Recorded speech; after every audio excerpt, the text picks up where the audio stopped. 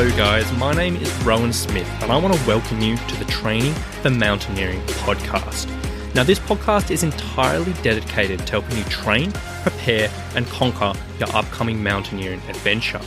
Once a week I'm going to be sharing with you in-depth and evidence-backed information around improving your physical performance on the mountain, reducing your likelihood of pain and injury, nutrition for mountaineers, and even a bit of mental strength development, so you can be empowered in your training to give yourself the very best chance of a safe, enjoyable, and successful mountaineering adventure. So now that you know what you're in for, let's get into today's episode.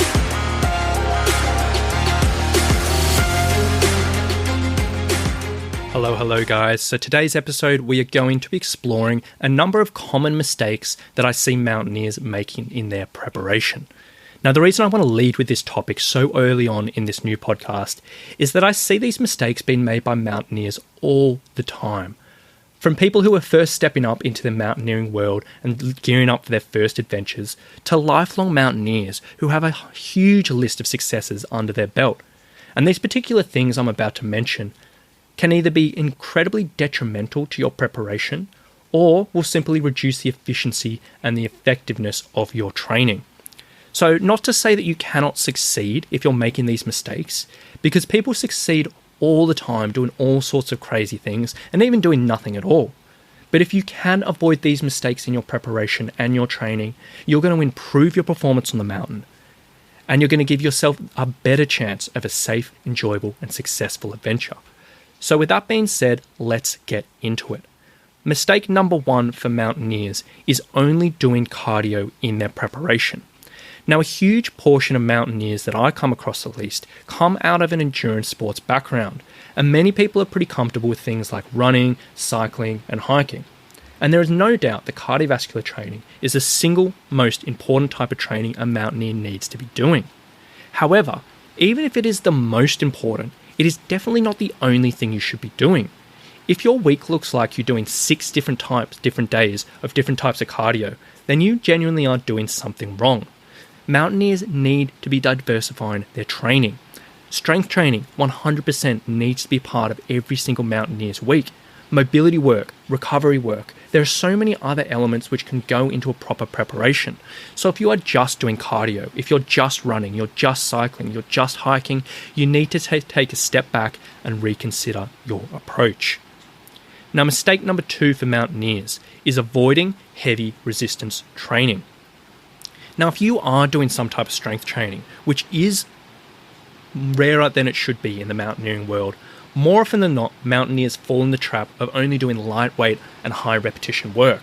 A common phrase I often hear thrown around is, I'm weight training, but only with lightweight and more reps, as I don't need to be dragging excess muscle mass up the mountain.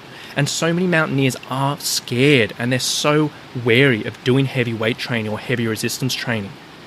And they shouldn't be. There is no doubt that high repetition muscular endurance work is important, if not essential, for a mountaineer. But if that's all you're doing, you're making a major mistake. High load, meaning heavy resistance, strength work, is incredibly beneficial for a mountaineer. Now, I touched on these points very briefly in the last episode, and I'm going to be going into real depth in a future one on this, but I'll just say right now, if you're not including any high resistance strength work in your training, you're really shooting yourself in the foot. And yes, it is entirely possible to get outrageously strong in an incredibly relevant way for the mountain without putting on a single extra kilo of weight in more muscle. Now, I'll dive deep into the science and the process of this in a future episode, but for now, you're just going to have to trust me. You should be doing some type of high resistance strength training in your preparations. Mistake number 3 that I always see from mountaineers is ignoring pain and injury. I would say about 3/4 of mountaineers, which I talk to on a weekly basis, are carrying some type of long-term injury which they've just accepted. Whether it's plantar fasciitis, whether it's knee pain, lower back pain, elbow issues, or whatever it might be. It is absolutely crazy to think about how many mountaineers out there are just dealing with this pain, trying to ignore it and just trying to push through. If you are struggling with pain, you really do need to be doing something about it. This does not just mean doing a physio exercise with a band every once in a while. This does not mean doing a couple of stretches, and this does not mean falling into the never-ending cycle of having to see a chiropractor or getting a sports massage every week. What this means is finding a structured plan from a professional which will not only treat the issue, but help deal with the underlying causes of it. Specific loading on the issue, targeted mobility work, load management, and identifying other lifestyle stresses. If you're dealing with pain and injury and you're not doing these things, you're making a mistake. In my experience, when it comes to overuse injuries at least, if you put some training into it, most mountaineers can get over these things. You just need to put the effort in, and you need to do the right things. And pushing through the pain constantly is just not a good idea, and it's not a great long-term approach. So mistake number 4 for mountaineers is never resting. So your body doesn't get fitter, stronger, or more resilient from your training. Your body gets fitter, stronger, and more resilient when you recover from your training. And I'm sure you've heard that before, and it is so true. If you are training full on every single day of the week, you're making a mistake. If you're not taking weeks, either every month or at the very least every couple of months, of a lower workload and lower intensity, you are making a mistake. Enough said there. You cannot do full on training all the time.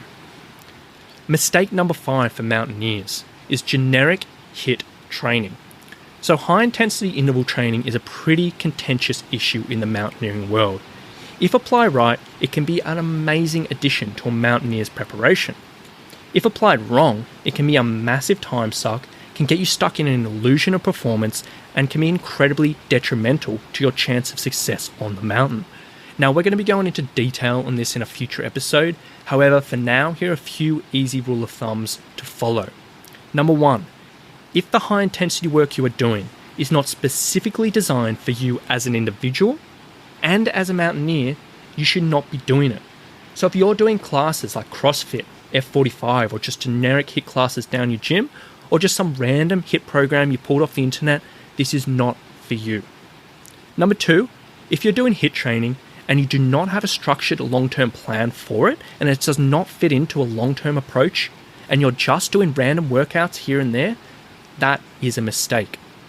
And number 3, if you're doing HIIT training and you don't understand the exact reason why you're doing the specific intervals and the specific intensity, or at the very least your coach understands, you probably shouldn't be doing it.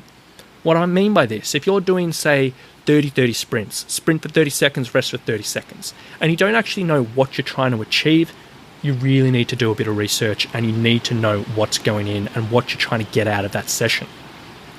And then the final mistake I want to talk about today is mistake number 6, is following a bodybuilding program. Now, this is common sense, and it's crazy I have to say this, but in all honesty, common sense is not common. A mountaineer should not be doing a strength training program which is designed for bodybuilders. I see this all the time, and it is absolutely crazy. So if you don't have a massive background in strength training, how do you know if a program is designed for bodybuilders and you should be avoiding it? So here are 4 things and ways of telling, which if you're doing any of these things or your program includes any of these things, you probably need to find another program.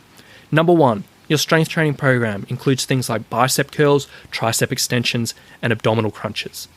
None of those have any place in a mountaineer's preparation unless you've been specifically told by a physio to do it. If not, you need to find another program. Number 2, it breaks up your workout into things like back day, chest day, shoulder day, and leg day. If you're doing that approach, you need a different program. If it includes 4 or more exercises working on the same muscle group in the same workout. So for example, if you're doing a workout and you're doing squats, you're doing lunges, you're doing leg press, you're doing step ups, you're doing leg extensions, all in the same workout, that's mental. That's for bodybuilders, that's not for you as a mountaineer. You need to find another program. And number 4, if it asks you to spend more than 60 minutes in the gym from start to finish for your strength work, and that is including your warm-up and your core training, you need to find another program. You do not, as a mountaineer, need to spend more than 60 minutes in the gym doing strength work. If any of these are part of your strength program, you need to find something else. So in all honesty, I could probably talk all day about this subject, But they are the big 6 which I wanted to cover today, and I'm sure plenty more are going to pop up in future episodes. If any of these mistakes have hit a little bit close to home, I highly recommend you just take a step back, have a serious think about your training.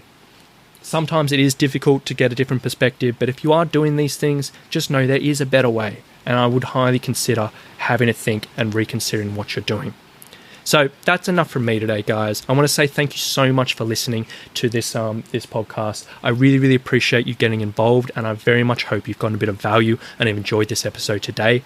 If you have taken something away from this, I would really, really appreciate it if you could take 2 minutes to leave a review and a rating on whatever podcast platform you're listening to. It really would mean the world to me to helping grow this podcast, reach more mountaineers, and make a bigger impact in the mountaineering world. So I really appreciate you listening today, guys. Thank you so much for coming, and we'll talk to you very, very soon.